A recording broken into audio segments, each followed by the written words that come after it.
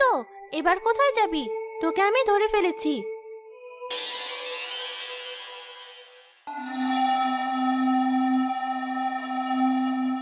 এ কি? এ আমি কি দেখছি? প্রজাপতি থেকে সত্যিকারের পরী? ওরে বাবা! ভয় পেও না মেয়ে, আমি তোমার কোনো ক্ষতি করব না। তুমি আজ আমার অনেক বড় উপকার করেছো। বলো আমি তোমায় কিভাবে সাহায্য করতে পারি? উপকার? আমি আবার তোমার কি উপকার করলাম?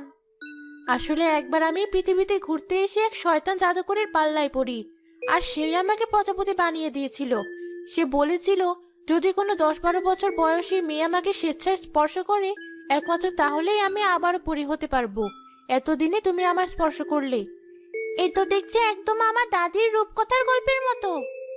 এটা কোনো রূপকথা না, এটা একদমই বাস্তব। আজ তুমি আমাকে স্পর্শ করে আমার আগের জীবন ফিরিয়ে দিলে। এবার বলো আমার কাছে তুমি কি চাও? আসলে আমি এখানে খেলতে এসেছিলাম, কিন্তু এসে দেখছি কেউ নেই। ওরা আমাকে বোকা বানিয়েছে। আচ্ছা, তুমি কি আমাকে পরিরাজ্য দেখাতে পারো? অবশ্যই, কেন পারবো না? যদিও পরিরাজ্যে মানুষের প্রবেশ নিষেধ, কিন্তু তুমি তো একদমই পবিত্র নিষ্পাপ এক মেয়ে। তোমাকে আমি অবশ্যই পরিরাজ্যে নিয়ে যেতে পারবো। কি মজা! বেশ, তাহলে তুমি আমাকে সেখানেই নিয়ে যাও। সন্ধ্যা হওয়ার আগে আমি আবার ফিরে আসব। আমার যে কি আনন্দ হচ্ছে! এতদিন শুধু পরিরাজ্যের গল্পই শুনেছি, কিন্তু আজ স্বচক্ষে দেখব। অবশ্যই দেখবে। এবার চলতে আমার হাত ধরো। মিলির হাত ধরে পরি তার ডানার সাহায্যে উঠতে শুরু করে।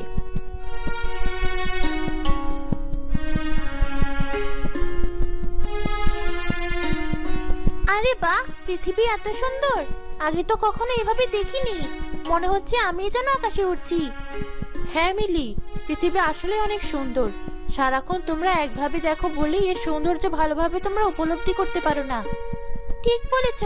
তবে আজ বুঝতে পারছি পৃথিবী অনেক সুন্দর। এবার বলো তো পরিরাজ্যে যেতে আমাদের আর কত সময় লাগবে?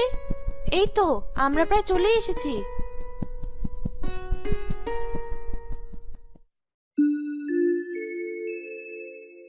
এই তো আমার রাজকন্যা। কতকাল পর আমি আবার আমার রাজকন্যাকে ফিরে পেলাম। তোমরা সবাই পরিরাজ্যে উৎসবের আয়োজন করো।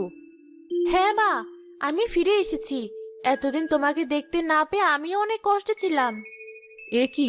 এই মানুষ কন্যাটা আবার কে? এখানে এলো কি করে? মা, ও হলো মিলি। আজ যে তুমি আমাকে এখানে দেখতে পাচ্ছ, তার একমাত্র কারণ হলো ও। ওর কারণেই আজ আমি এখানে আসতে পেরেছি। আর তাই ওর ইচ্ছে পূরণ করতে আমি ওকে এখানে নিয়ে এসেছি। আরে বাহ, তাই নাকি? ধন্যবাদ মিলি। আমি আজ তোমার কারণে আমার মেয়েকে ফিরে পেলাম। এসো, ভিতরে এসো। এত সুন্দর পরিরাজ্য! মনে হচ্ছে আমি স্বপ্ন দেখছি। চারপাশে সোনা হীরার গাছ ঝলমল করছে, হাজার হাজার প্রজাপতি ঘুরে বেড়াচ্ছে। হ্যাঁ মিলি, এগুলো তো কিছুই নয়। পরিরাজ্য আরো অনেক সুন্দর। চলো, আমি তোমাকে এক্ষুনি ঘুরিয়ে নিয়ে আসছি। না না, তোমরা অনেকটা পথ ভ্রমণ করে এসেছো। তোমরা ক্লান্ত। আগে কিছু খাওয়া দাওয়া করো, তারপরেই তোমরা ঘুরতে যেও। বৌমা, কোথায় গেলে? কি হয়েছে মা, ডেকেছেন? হ্যাঁ বৌমা, দিদি ভাইকে তো কোথাও দেখছি না। কোথায় সে? কোথায় আবার? মাঠে খেলতে গেছে। এত করে নিষেধ করলাম, তবুও শুনলো না। ও আচ্ছা, যাক, এটাই তো ওর খেলাধুলার বয়স। ওকে তুমি অত বকাঝকা করো না। কি করব বলুন মা, এত ডানপিটে হয়েছে, কোনো কথাই শুনতে চায় না। সারাক্ষণ এটা নয় ওটা করে আমাকে জ্বালাতেই থাকে। ও সবে কিছু মনে করবে না বৌমা, ছোট মানুষ, এটুকু তো করবেই। কিন্তু দেখবে, যখন ও চোখের সামনে থাকবে না, তখন তোমারই ওর কথা বেশি মনে পড়বে। এটা আপনি ঠিক বলেছেন মা। এই যে বাড়িতে নেই, বাড়িটা কেমন ঠান্ডা হয়েছে। কিন্তু এমন ঠান্ডা বাড়িও ভালো লাগছে না। আপনি বিশ্রাম করুন, ও বাড়িতে ফিরলে আপনার কাছে পাঠিয়ে দেব।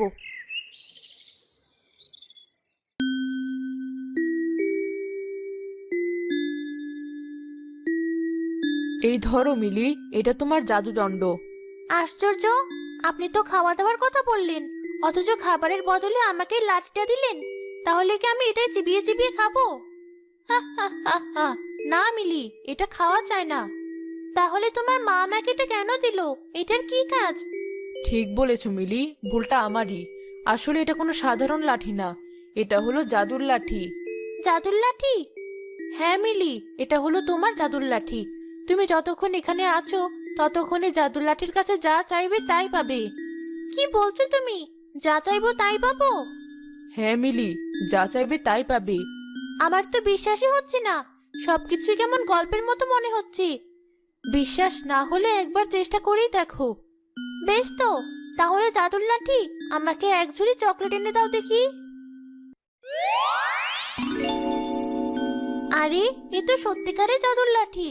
জানো লালপুরি, পৃথিবীতে মা আমাকে কিছুতেই চকলেট খেতে দেয় না, শুধু বলে আমার দাঁত নষ্ট হয়ে যাবে। কিন্তু এখানে তো খুব মজা, আমার যত ইচ্ছা